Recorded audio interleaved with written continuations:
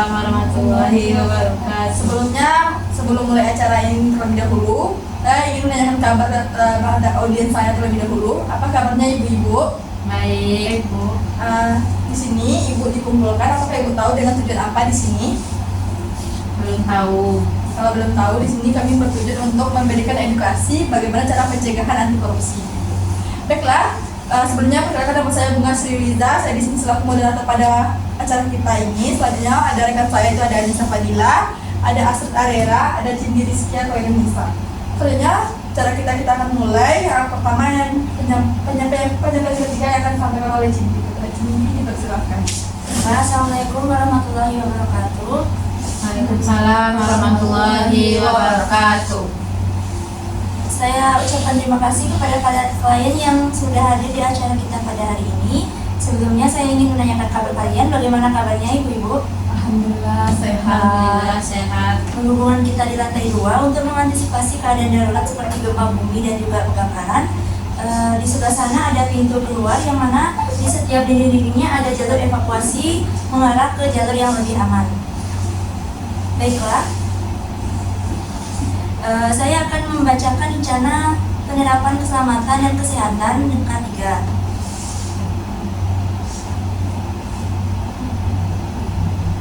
Cara-cara menyelamatkan diri saat kebakaran. Yang pertama, jangan panik.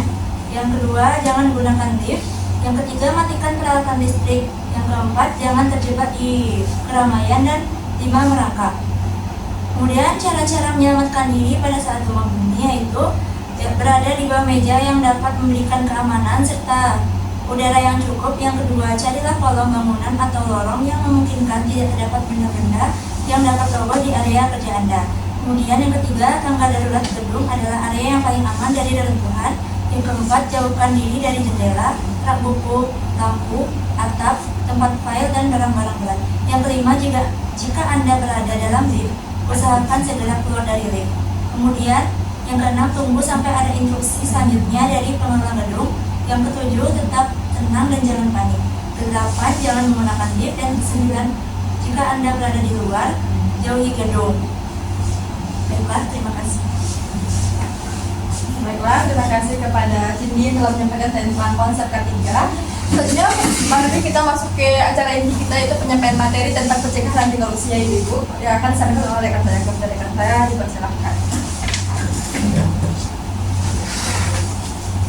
Assalamualaikum warahmatullahi wabarakatuh. Waalaikumsalam warahmatullahi wabarakatuh.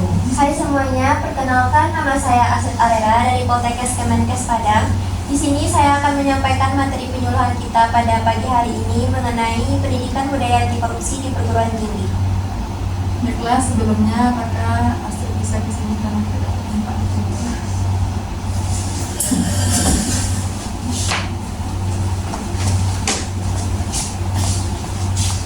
Ini kamu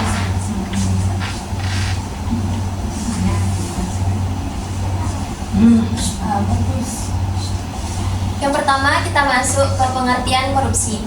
Korupsi adalah tindak pidana yang memperkaya diri sendiri atau orang lain atau suatu badan yang secara langsung ataupun tidak langsung merugikan keuangan negara, memakai sumber pemerintah, kedudukan, martabat, status atau kewenangannya yang resmi untuk keuntungan pribadi dapat pula dikategorikan korupsi. Korupsi juga diartikan sebagai tindakan setiap orang yang dengan tujuan menguntungkan diri sendiri, orang lain atau suatu korporasi.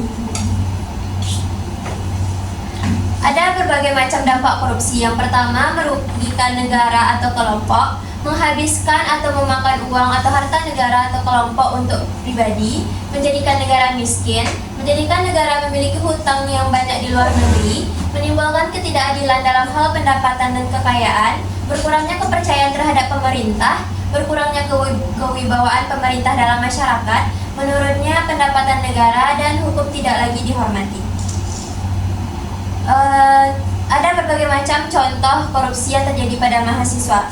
Yang pertama seperti bolos kuliah dan titip absen. Yang kedua nyontek saat ujian, plagiat tugas. Selanjutnya tidak mau kerjasama dalam kelompok. Tidak mau kerjasama dalam kelompok, di sini mereka hanya ingin menerima hasilnya saja tanpa ikut berpartisipasi atau bisa dikatakan numpang nama. Selanjutnya markup baju dari orang tua. Maksudnya di sini adalah ketika mahasiswa diwajibkan untuk membeli baju PDH dengan harga yang ditetapkan yaitu 150.000, tetapi mereka akan meminta uang kepada orang tuanya lebih dari harga yang sudah ditetapkan, misalnya 200.000 bahkan bisa lebih dari 200.000. Selanjutnya nilai-nilai anti korupsi. Yang pertama, kejujuran. Prinsip kejujuran harus dapat dipegang teguh oleh setiap mahasiswa sejak awal untuk memupuk dan membentuk karakter sedini mungkin dalam setiap pribadi mahasiswa.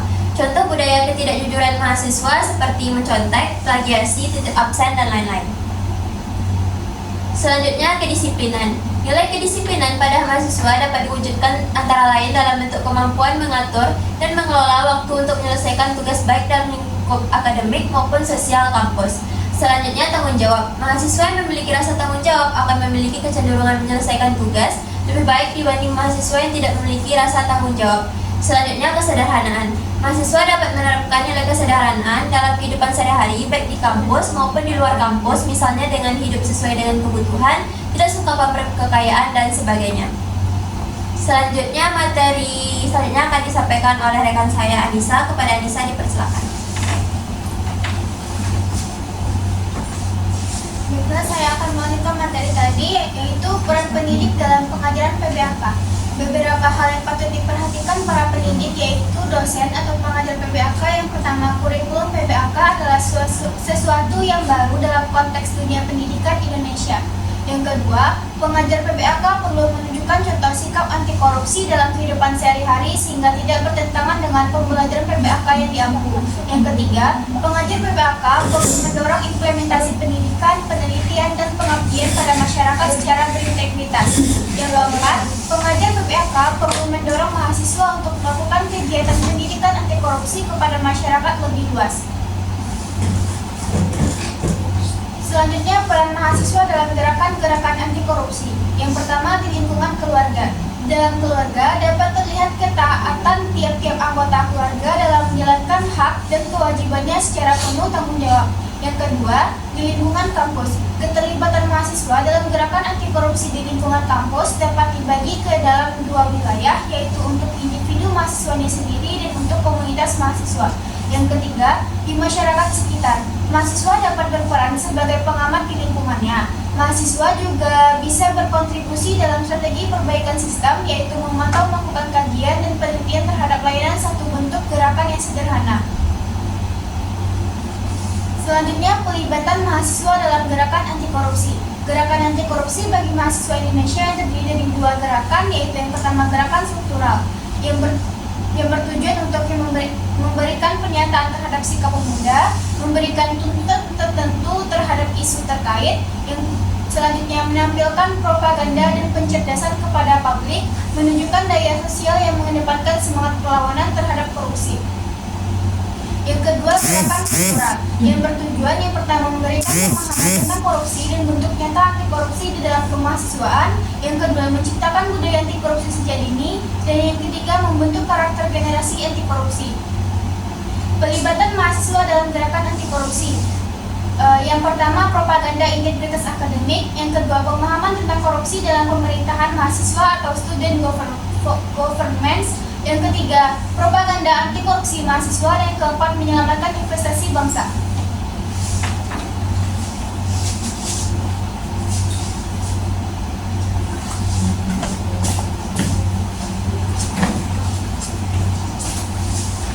Baiklah, terima kasih kepada rekan saya yang telah membacakan materi kita. Selanjutnya di sini sebelum sesi pertanyaan, kami membuka pertanyaan yang saya akan berikan dulu presnya. Di mana pertanyaan kami? Baiklah, pertanyaan dari kami itu apa saja dampak dari korupsi tersebut? Apakah bisa teman-teman menjawabnya? Kepada Siva dipersilahkan.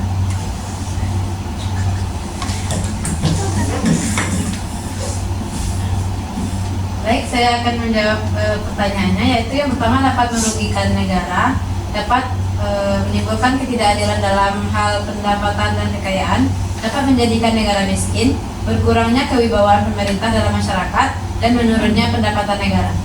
Nah, sebelumnya apakah benar jawaban dari Siva? Tepuk tangan terlebih dahulu. Selanjutnya, mungkin ada keraguan boleh bila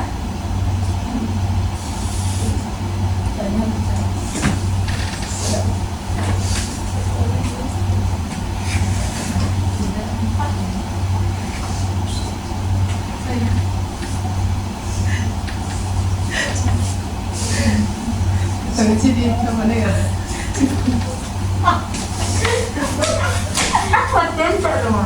nggak potong aja. Baik. Kasih sama kayak damet. Halang. 2, 3. Kan sudah 3, diam selap. 1, 2, 3.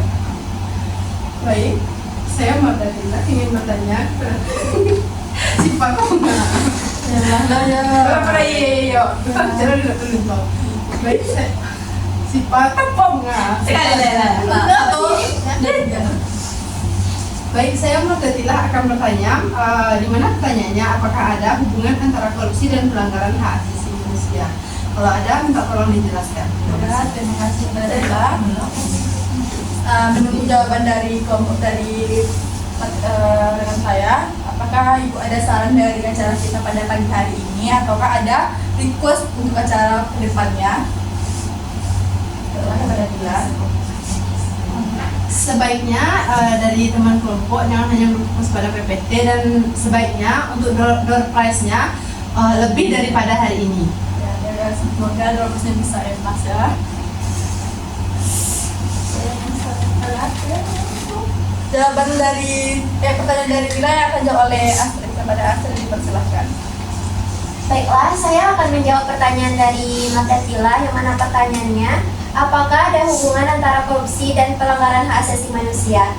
Jawabannya ada hubungan yang erat antara korupsi dan pelanggaran hak asasi manusia. Korupsi dapat menyebabkan atau memperburuk pelanggaran hak asasi manusia dalam beberapa cara, seperti ketidakadilan dalam distribusi sumber daya, penyalahgunaan kekuasaan, lebih sedikit sumber daya untuk penegakan hukum, kegagalan dalam penyediaan layanan publik. Kesimpulannya, korupsi seringkali menjadi penyebab atau pendorong pelanggaran hak asasi manusia, dan upaya untuk memerangi korupsi dapat membantu memperkuat perlindungan hak asasi manusia.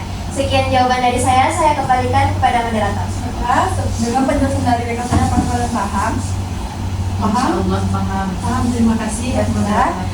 Dengan kerja jawaban tadi, berarti pula dengan acara kita pagi hari ini. Jika kami ada salah, kami mohon maaf. Kami dengan wabillahi taufiq wal hidayah. Wassalamualaikum warahmatullahi wabarakatuh. Waalaikumsalam warahmatullahi wabarakatuh.